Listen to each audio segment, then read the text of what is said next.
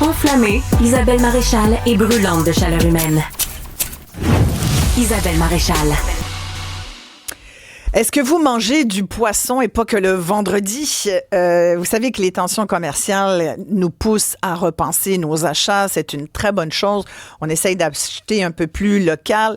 Si vous avez essayé de faire l'exercice à votre comptoir de poissonnerie, vous avez peut-être remarqué que c'était pas évident d'avoir du poisson local, du poisson québécois ou même du poisson canadien, parce qu'en fait, le poisson aujourd'hui qu'on mange vient de toutes sortes de régions et beaucoup des États-Unis aussi. Je voulais qu'on en discute avec un poissonnier. Alors, je vous présente Toby Marchand, poissonnier de 3e génération de la poissonnerie René Marchand. Merci beaucoup d'être là, Toby. Merci, Madame Maréchal, c'est très apprécié de me recevoir ce matin. Alors, dites-moi, le poisson qu'on mange, il vient d'où surtout, Toby? Mais généralement, c'est vraiment relatif à la saison. Tu sais, quand le poisson va être en saison, généralement, il va venir des maritimes sans transiger par les États-Unis. C'est plutôt lorsque nous sommes hors saison que Boston se trouve à être une plateforme, une plaque tournante au niveau du poisson. Donc, les pêcheurs vont regrouper leur pêche et aller porter à Boston pour pouvoir distribuer dans le sud des États-Unis et aussi au nord des États-Unis en montant vers le Canada. Fait que Fait c'est que pas donc, grave, tu vas avoir un poisson qui a été payé. Oui, non, non, je vous écoute. J'allais dire, donc, Boston, c'est vraiment la plaque tournante là, pour les poissonniers, là. exactement. Hors saison, je vous dirais. Tu sais, dès qu'on Ouais. est en saison, quand on parle de la saison du crabe, du homard, des huîtres, le poisson ne va pas transiger par Boston. Les fruits de mer ne vont pas transiger par Boston. Généralement, on va faire affaire directement avec les pêcheurs et les usines de transformation locales. Mais du moment où on est hors saison et que le volume n'y est plus, euh, oui, ça va obligatoirement passer par Boston, effectivement. Comme là, Toby, on n'est pas encore dans la saison. C'est la saison de poisson local, on va dire. Ça serait à partir du mois de mai, là, c'est ça? Est-ce que vous diriez que c'est ça? Mois de Mais mai, un petit peu avant? dans le poisson, oui, mais dans quelques semaines, d'ici la fin mars, on va entamer la saison du crabe des neiges, Ouais. qui est une très, très belle saison dont les Québécois raffolent, mais Mhm. aussi pas que les Québécois, les Américains raffolent du crabe des neiges. Et ben, c'est plus là le questionnement, à savoir, tu sais, considérant que, si je ne m'abuse, en 2019, je crois, 90% de ce qui était pêché dans les maritimes étaient exportés vers les États-Unis. Euh, 90%. 90%. Mais tu sais, il faut prendre en compte aussi la démographie. Ici, nous sommes 40 millions, là-bas Mhm. 340, donc 10 fois plus de personnes. Et tu sais, si tu me permets bien, je pourrais te... Ils ont eu en 2022, avec ce qui s'est passé en Russie, donc tu sais, on parle des sanctions économiques imposées à la Russie par les États-Unis, ils ont cessé l'exportation de crabes venant de la Russie, qui équivalait à 1,5 milliard de dollars en importation de crabes pour s'approvisionner au Canada. Donc, ça a augmenté énormément le chiffre d'affaires des crabiers canadiens et des usines de transformation. Là, c'est à savoir cette année, avec le 25% d'imposition, si, ben, tu sais, je veux dire, ils n'auront plus généralement, ils font ça aller chercher Provisionné, son ouais. stock, si vous me exact, s'approvisionner en Mhm. Russie, tandis que maintenant, si pas l'embargo, mais les sanctions économiques restent euh, comme elles étaient dans les dernières années, mais ils vont avoir un gros problème considérant que 25% d'augmentation, Sur c'est le pas crabe rien. québécois ou canadien, parce que c'est vrai, vous avez raison, c'est quoi? C'est dans 2 semaines à peu près que les crabiers, puis il y en a beaucoup aux îles de la Madeleine, hein, des crabiers, il y en a en Gaspésie. Bon, là, les bateaux vont partir. Nouvelle-Écosse, Terre-Neuve. Nouvelle-Écosse, voilà, Terre-Neuve. Fait que, euh, est-ce que vous craignez que ce 25 de tarif touche aussi, ça devrait aussi toucher ces produits-là, les produits de la mer?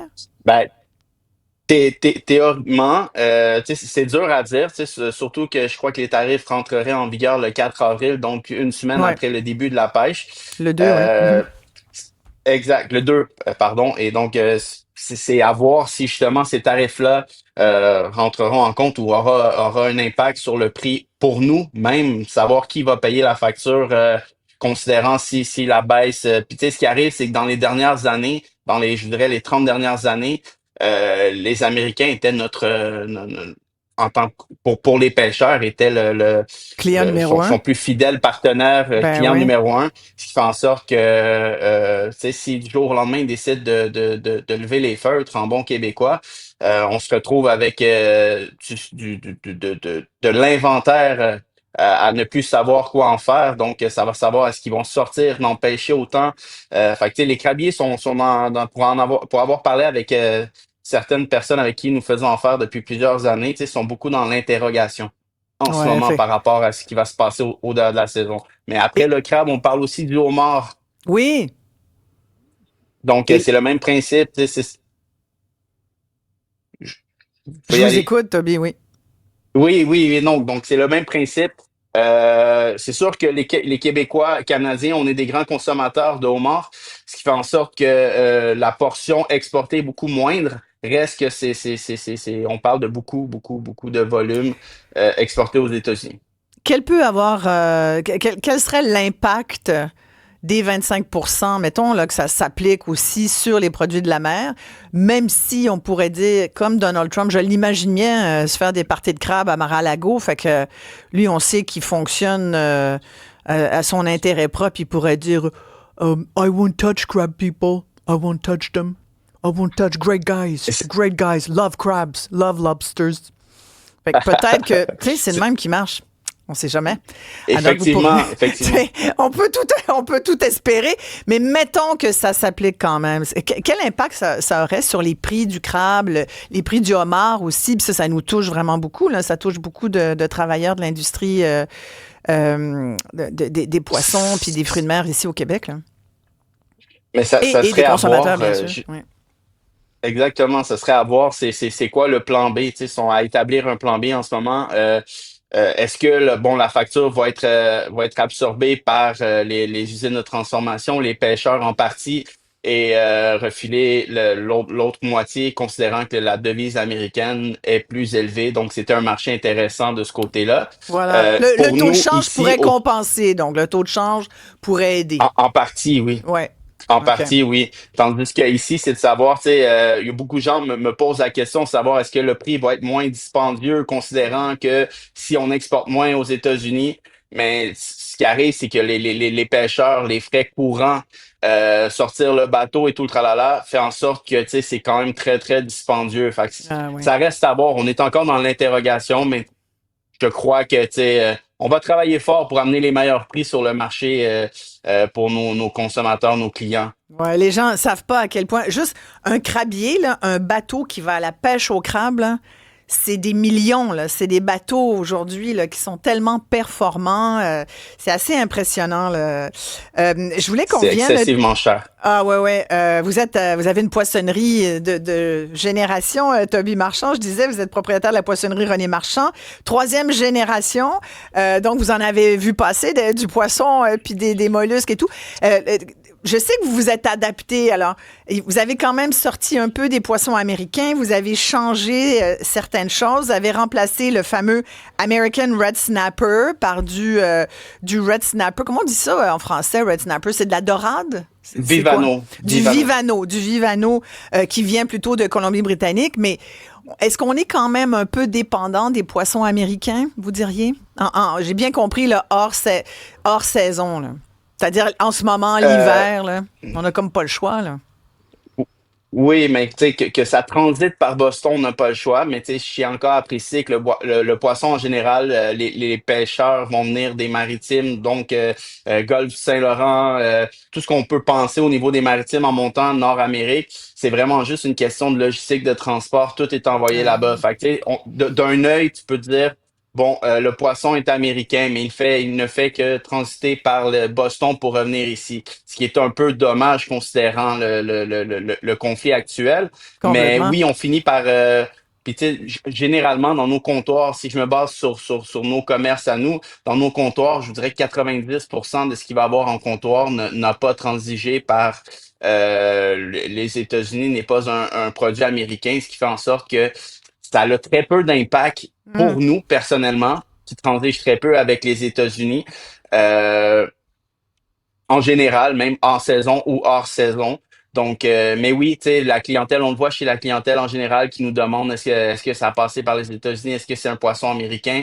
Et ben, Les c'est gens de vous leur le demandent, hein? expliquer. Les gens vous le demandent. Oui, oui, clairement, oui, oui. Oui, mais on le voit un peu partout, hein. Tu sais, je me promène, les gens, c'est leur première préoccupation dans le moment de demander la provenance de. Puis, tu sais, ça l'était déjà à la base dans le monde du poisson. Les gens sont beaucoup plus demandent beaucoup plus d'informations sur les provenances.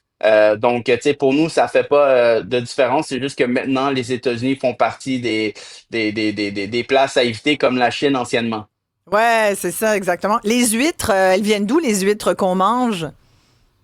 Généralement, l'île du Prince-Édouard, on va avoir des produits du Québec, des îles de la Madeleine aussi. En saison, Nouvelle-Écosse et de la partie Nouveau-Brunswick aussi. Euh, c'est pas mal, je vous dirais, là où est-ce que on prend la majorité de nos huîtres. On a quelque peu en saison dans le Maine des produits, tu sais, les huîtres à la mesure, donc pour faire la soupe, qui est des contenants de 8 onces, mais tu sais, c'est pas mal tout ce qu'on retrouve qui vient des États-Unis en saison des huîtres. Toby Marchand, en terminant, moi, à chaque fois que je vais acheter du poisson, j'en mange beaucoup de poisson, là, et toutes les semaines, parce que je mange pas de viande, alors je mange beaucoup de poisson. Forcément, j'essaie de trouver des protéines dans les fruits de mer, les poissons que j'adore. Mais la question au fil des ans, là, qui me préoccupe beaucoup, c'est, je demande toujours de façon un peu niaiseuse, mais c'est ma façon de l'exprimer. Est-ce qu'il y a un poisson qui a été pêché, qui nageait dans la mer avant qu'on l'attrape? Et souvent, mon poissonnier me regarde et il dit, difficile, difficile, parce que maintenant, c'est tout du poisson d'élevage. On sait qu'il y a des types de poissons qu'on veut pas manger, genre tilapia ou pangasius, hein. Est-ce qu'on peut se fier? Dernièrement, une amie me disait, même le saumon bio, c'est du saumon d'élevage. Puis là, je me disais, ah mon Dieu, c'est-tu vrai? Qu'est-ce que vous pouvez nous dire là-dessus, Oui. peut-être pour nous rassurer un peu? Ben, question de vous rassurer, je voudrais Oui. que il y a beaucoup, beaucoup, beaucoup de poissons présentement sur le marché où qu'on va acheter qui va être sauvage, complètement sauvage. Donc, quand on pense à la morue, tu sais, des produits, c'est sûr que localement, comme je vous dis, hors saison, c'est un peu plus dur. Mais quand Ouais. on parle de la morue d'Islande, on est dans un produit qui est sauvage complètement. Dans les saumons, tu sais, faut faire la différence entre un saumon d'élevage en piscine versus un saumon d'élevage maricole. Donc, vraiment, dans des zones beaucoup moins de saumon, dans des espaces clos, sans hormones de croissance, sans antibiotiques. Donc, c'est ce qui se rapproche le plus d'un produit sauvage. Quand on parle du saumon d'Atlantique, tu sais, le saumon d'Atlantique n'est pas un produit qu'on peut avoir sauvage, malheureusement, depuis, je voudrais, une vingtaine d'années sûr. Par Ben, contre, en saison, on a le... le saumon de l'Atlantique, il est pas dans l'Atlantique. C'est juste le nom, non, c'est ça? exactement. Ouais. Hmm. C'est le nom, c'est l'espèce qui s'appelle le saumon atlantique. C'est Mais ça. c'est vraiment s'assurer de vérifier la provenance, le type d'élevage, puis tu sais, de l'élevage maricole pour en avoir visité plusieurs. Tu sais, ça fait vraiment la différence. Puis je dis pas que tous les élevages piscicoles, c'est mauvais. Mais c'est sûr que quand ça vient d'outre-mer ou dans d'autres pays, tu sais, on n'a pas le contrôle sur ce qui se passe. Fait que acheter le plus localement possible. Puis tu sais, au Canada, on est des très, très, très grands producteurs de saumon. Je tiens à me Ouais. préciser. Ouais. Donc, puis on fait les choses comme il se doit dans nos Bon. élevages. Donc, on peut se fier sur un produit canadien sans problème. Ben, merci beaucoup, Toby Marchand. Merci. Puis je trouve ça fabuleux que vous continuiez la tradition familiale. On a besoin de poissonnerie locale, de gens qui connaissent bien leurs produits, qui nous en vantent les mérites, qui puissent bien nous conseiller. Je vais aller vous voir à Saint-Lambert. Merci beaucoup, Toby, de la Merci à toi. poissonnerie René Marchand à Saint-Lambert.